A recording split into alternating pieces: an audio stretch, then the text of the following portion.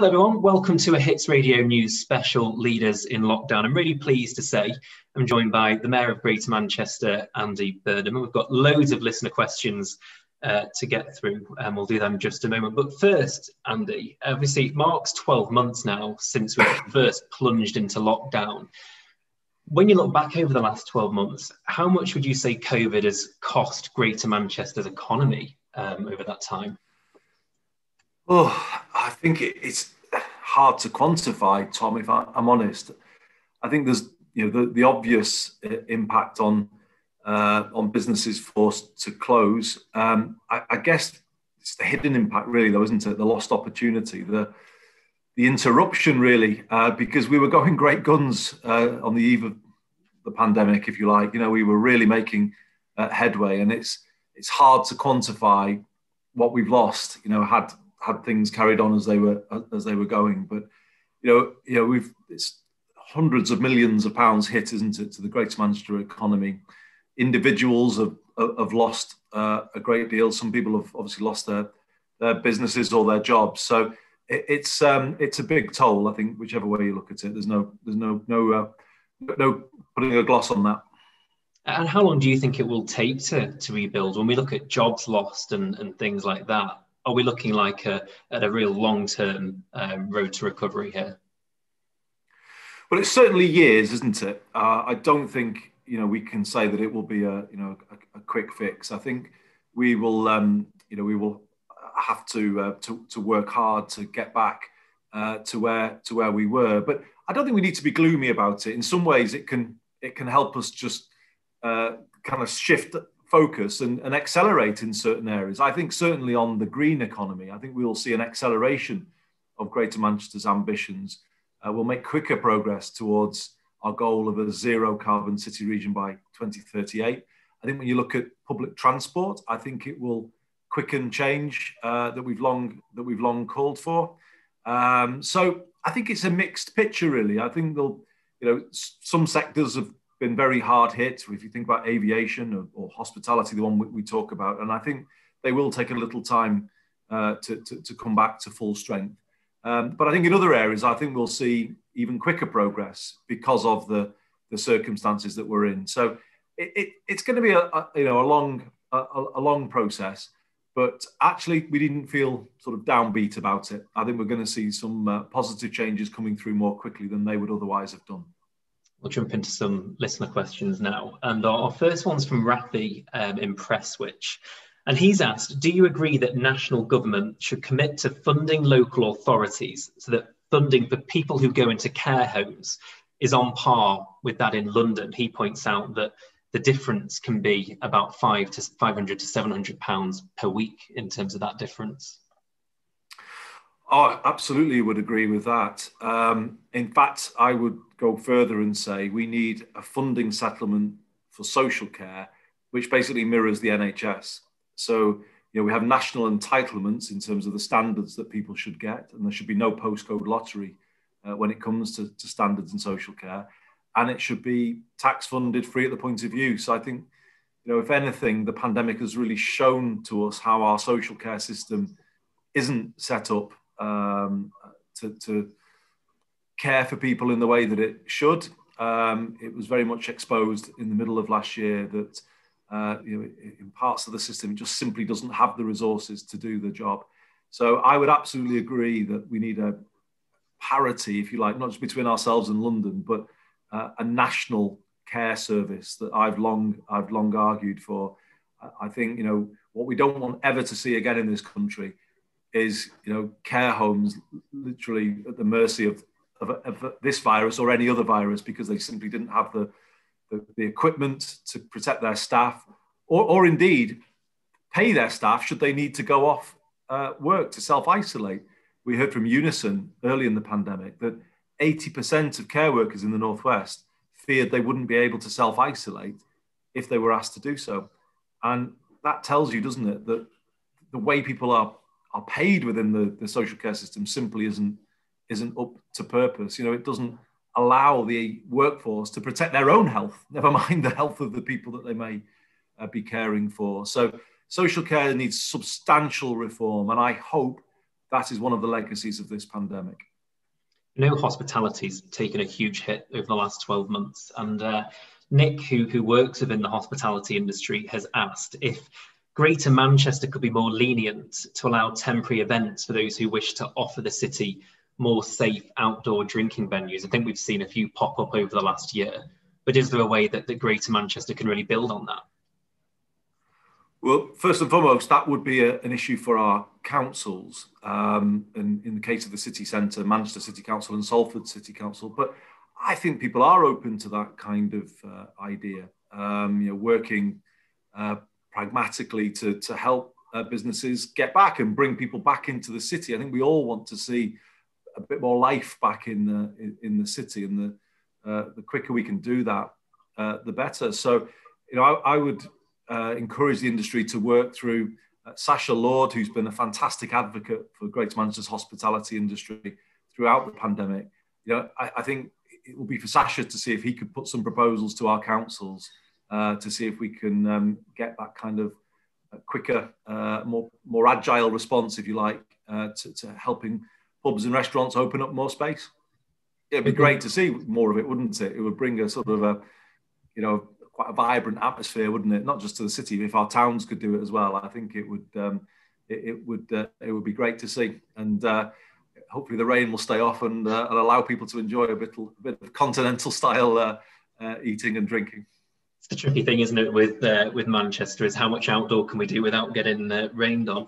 We've also had a number of students get in touch. I've tried to group some of these questions together, and they've looked at the challenges they've faced over the last year, of course, not really being immersed into university life, the prospects after uni. And they want to know really what Greater Manchester can offer to young people, what can be done to help offer them jobs and find work once university's finished.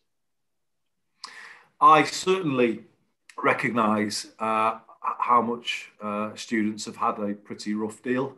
To be honest, I have two within my own house, not studying in Manchester, but studying at other universities. And, everyone's paid a lot of money to go to university. And when you go to university, you want the full experience. Obviously, they've not been able to have that. As of yet, there is no compensation package, if you like. I don't think it's for the universities to do, because I'm not sure they've got the money to do that. But I would have hoped the government would have recognised how the fees that people have paid have not really delivered what you would call a full university experience. In terms of what we can offer, well, I very much would say to anyone studying within the city that we want them to have the benefits really of university life within the city as soon as we can bring that back. And actually, there are great opportunities now within the city centre. We were crowned last year Europe's fastest growing digital and tech hub. It's an amazing thing, isn't it, for Greater Manchester to be able to say. So there are amazing career opportunities within our city centre. The BBC announced new roles last week. GCHQ have recently arrived, and they're recruiting. So I would say to people, commit to us, and we'll support you, and we'll help people into those opportunities. We, I think, need to do more to protect student safety across the city region. We've just issued our strategy on gender-based abuse and violence.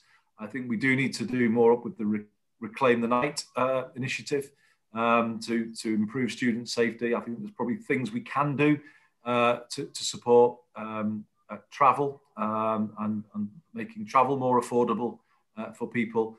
So, these are conversations to be had coming out of the pandemic. But one thing I would want to say is how much we value our student population. We've introduced, to show that we mean it, we have introduced some specific services for students in the last few years, a particular mental health service dedicated to our university students. So we do value you. We do recognise your contribution to the city region. We do want you to stay here after your studies are finished. So hopefully we can work together on all of those things. And I certainly would make the call on national government to recognise that you haven't had full value for money, and that the government should should give you a rebate from your fees. Just on student safety, Andy, it's a question from Stephanie that perhaps isn't quite coronavirus, but very much ties into what you were just talking about there. And she says she's had some horrendous experiences on the Metrolink late at night and has welcomed talk of a text number for people who feel unsafe on public transport. And she wants to know if that's something that Greater Manchester could commit to, and if so, how it could be made, how you'd make it, how you'd make people aware that exists. So we have committed to it, Tom, in our strategy that I just referenced a moment ago. And what we're looking at now is the practicalities of how we might bring it through. Because it is a little complex when you have different transport operators, and it would also have to link to Greater Manchester Police and our travel safety team. But that's what we're doing. We're looking at that and seeing if we can bring through a text safety service. I think it would be much appreciated, because I know how intimidated young women can sometimes feel on public transport later at night. We're also looking at what we call public space protection orders in the city or in some of our towns, so that you create quicker powers for police to deal with harassment or unacceptable behaviour aimed at women. And Sasha Lord, again, is looking at whether or not we could involve our venues as part of that, to have heightened policies. Because I think it is the case that in certain places, women on a night out can get a lot of unwelcome, attention, and it not be necessarily dealt with as it should be by some establishments. And I've got a question here from Andrew from Andy's Man Club. And he touches on the rise in food bank use during the pandemic. And he wants to ask, should there be more of a focus on supporting people's mental health at both ends of society to ensure a reduction in suicide? So looking at the correlations there. Yeah, well, Andy's asking the right question. I think everyone's mental health to some extent has been damaged by the last year. And I think as we come out of this, I think we all need to be very conscious that we need to prioritise the issues around mental well-being. We did a survey of some of our teenagers over the back end of last year, our year 10s. And what came through that was just how much more they wanted mental health support. Not necessarily statutory services being referred for them, just everyday support with their well-being. So, that, I think that's becoming a bigger and bigger issue. How do we create ongoing mental health support for people? In the pandemic, we've actually pioneered new digital services, easy to use services, and I know that they've been quite valued. So kind of keeping that and making them a sort of permanent service for people is part of it. And just lastly on Andy's question, I mean, we took a difficult decision a few years ago to have a very kind of challenging campaign around suicide. It's called Shining a Light on Suicide, because while mental health is more talked about these days, suicide is still a taboo, and people obviously very much avoid the subject. And this campaign was, quite groundbreaking, really. It's a Greater Manchester campaign. Just a little bit of knowledge about suicide and a little bit more confidence to talk about it can save a life. It's as simple as that. And we were quite proud last week to launch a partnership with the League Managers Association, who've come on board with Shining a Light on Suicide. So we have prominent football managers now talking about the issue and supporting Greater Manchester's efforts in this area. So there's such a lot in Andy's question there. And I think mental health needs to sort of move from being the sort of poor relation at times with regard to the health service to becoming almost, our first thought, really. Because I think we've got to do much more to promote everyday mental well-being for all of our residents.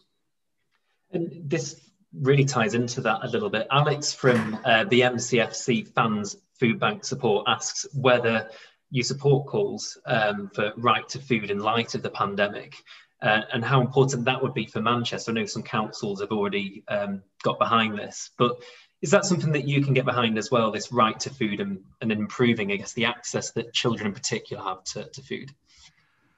Absolutely. I think it's the campaign really of the moment because of what Marcus Rashford has done over the last year. And the thing is, Tom, everyone should be guaranteed the basics, in my view. If we're going to have a strong society, you can't really have people worrying day to day about whether they've got the basics, particularly not kids. You know, you're not going to support young people's development if they are worrying about something as basic as food. So for me, one of the big kind of learning points for everybody coming out of this pandemic is more support for people to have, as I say, the basics that they need to have a good life. So, you know, right to food, yes, definitely, but also the right to good housing. Too many people in Greater Manchester don't have good housing and housing that supports their health.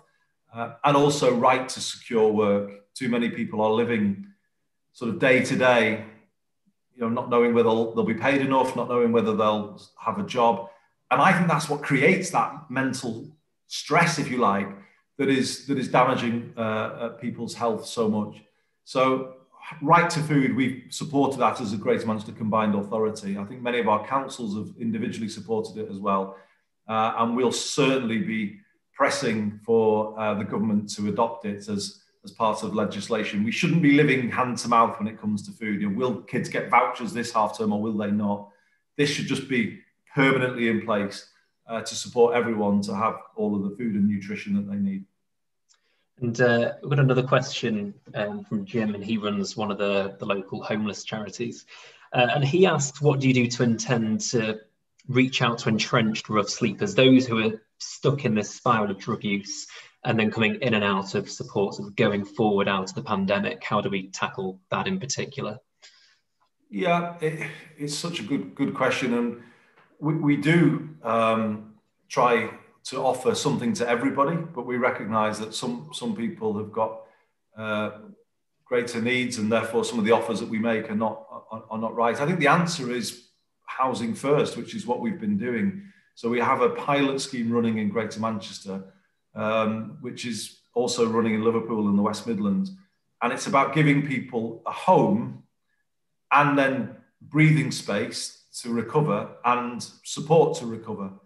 And it sounds simple, but it just works. Of the 200 plus people that have been accommodated through our Housing First scheme, 89% of the tenancies have been sustained, which is much higher than we thought it would be at the start. And it's just a simple reflection that if you take away the stress from people worrying about their benefits or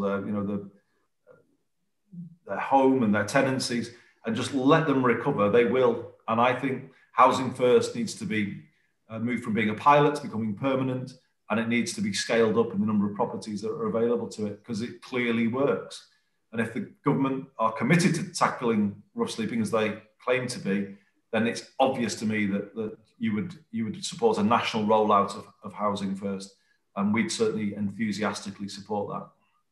We're running short on time, so just last couple of questions, and this is just more to sort of, I guess, look more broadly as we move out of this lockdown and see what comes over the next few months. But what do you think are some of the biggest challenges that are unique to Greater Manchester as we try and rebuild from the pandemic?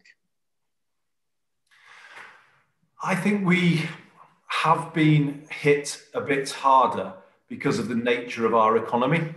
So because our economy is more linked to live events, music, sport, aviation, hospitality, tourism, I think the hit has been a little greater to us than it has been to other places.